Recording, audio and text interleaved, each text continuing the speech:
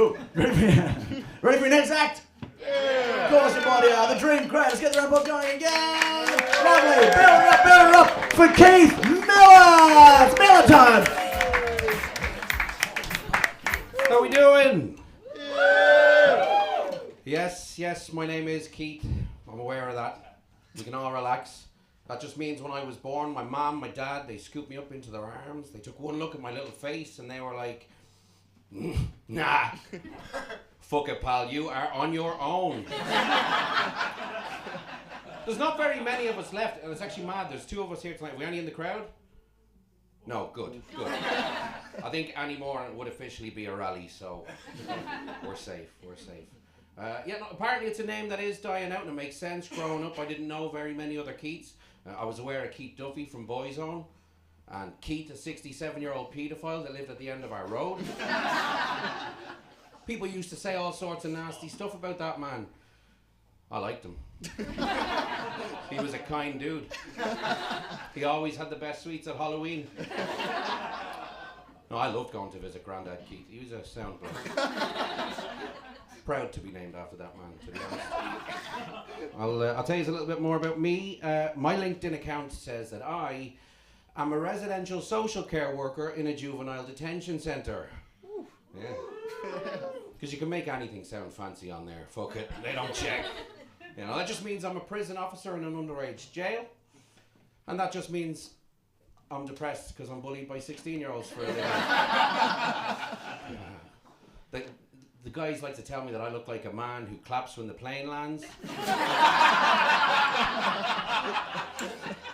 Imagine taking that shit from a 16-year-old who's legally required to go to bed at 9:30 at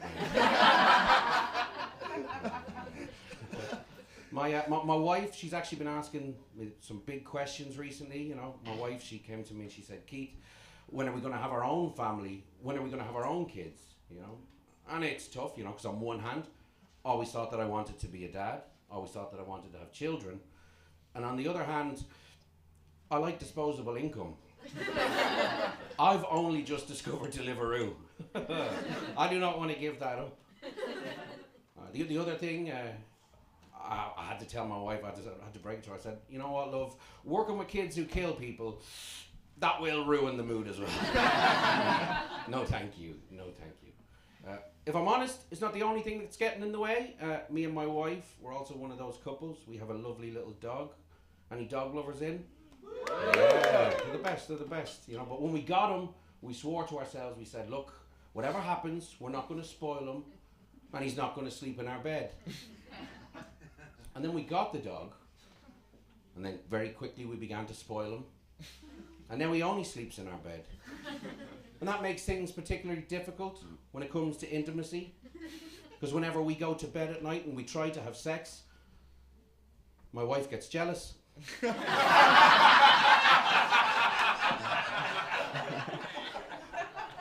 That joke is the reason I now sleep in the spare room. And I'm no longer allowed to walk him unsupervised. Can you still call it the spare room if she's moved all your stuff in there as well? No, I do. I've been with my wife a long time now. I love my wife very much. I'm glad I'm not single. Before I met my wife, I was actually seeing an American girl. And I thought that was very exciting at first. You know, I thought this is going great. And then one day out of the blue, she came home and she said to me, hey, Keith, I really want to spice things up. I'm getting bored. I was like, all right, what do we do? She said, when we go to bed tonight, I want you to treat me like a naughty schoolgirl. So I shot her.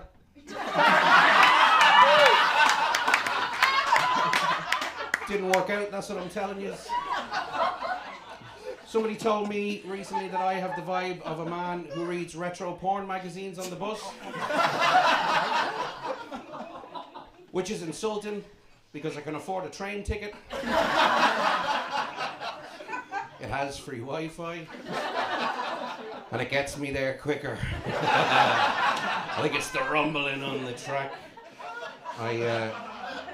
I'll leave you with this. A work colleague said to me recently, he said, Keith, I finally figured it out. He said, I know who you look like. I was like, all right, John, go on. He said, you look just like the wee boy from Stuart Little.